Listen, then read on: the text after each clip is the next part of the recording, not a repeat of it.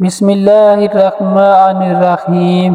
حضرت ابو ہریرہ رضی اللہ تعالیٰ عنہ بیان کرتے ہیں، رسول اللہ صلی اللہ علیہ وسلم نے فرمایا، ہر نبی کی اپنی امت کے بارے میں ایک دعا قبول ہوتی ہے، بس ہر نبی نے دعا کرنے میں جلدی کی، جبکہ میں نے اپنی دعا کو اپنی امت کی شفاعت کے لیے روز قیامت کے لیے چھپا رکھا ہے۔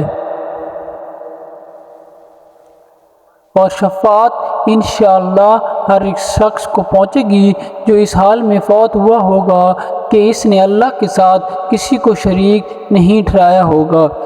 حضرت ابو ہریرہ رضی اللہ تعالیٰ عنہ بیان کرتے ہیں، رسول اللہ صلی اللہ علیہ وسلم نے فرمایا، اے اللہ، میں نے تجھ سے ایک عہد لیا ہے، بے شک جس کا تو خلاف نہیں کرے گا۔ میں بھی ایک انسان ہوں، میں نے جس کسی مومن کو اذیت پہنچائی ہو،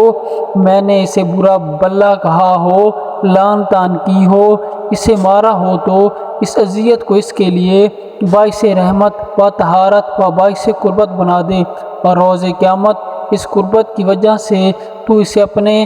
مقرب بنا لے۔ حضرت ابو ہریرہ رضی اللہ تعالیٰ عنہ بیان کرتے ہیں، رسول اللہ صلی اللہ علیہ وسلم نے فرمایا، جب تم میں سے کوئی دعا کرے تو یوں نہ کہے، اے اللہ، اگر تو چاہے تو مجھے بخش دے، اگر تو چاہے تو مجھ پر رحم فرما، اگر تو چاہے تو مجھے رزق عطا فرما،